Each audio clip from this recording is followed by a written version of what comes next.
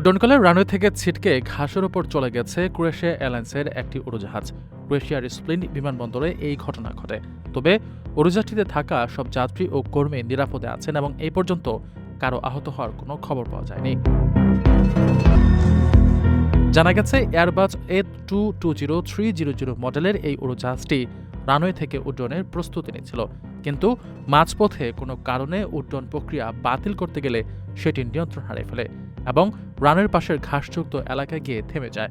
এ সময় রানওয়ের পাশে থাকা একটি মার্কার বোর্ড ও এজলাইডের সঙ্গে উড়োজাহাজটির ধাক্কা লাগে। এর ফলে উড়োজাহাজটি কিছুটা ক্ষতিগ্রস্ত হয়েছে।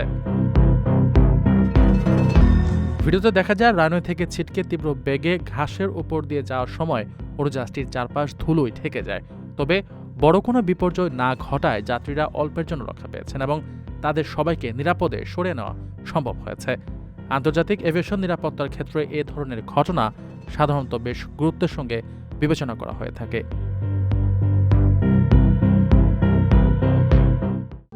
প্রবাসীদের জন্য নির্মাণ হচ্ছে দেশের প্রথম স্মার্ট সিটি, যেখানে থাকছে স্কুল, মসজিদ, হাসপাতাল, সুইমিং পুল, হেলিপ্যাড, পাঠাগার, জিম, সুপারমার্কেট, শিশু পার্ক সহ সকল নাগরিক সুবিধা। মাত্র ৩০ লাখ টাকা বিনিয়োগে মিলছে আকর্ষণীয় ফ্ল্যাট।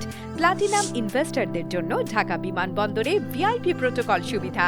বিস্তারিত জানতে যোগাযোগ করুন স্ক্রিনে দেয়া হোয়াটসঅ্যাপ অথবা ইমো নাম্বারে।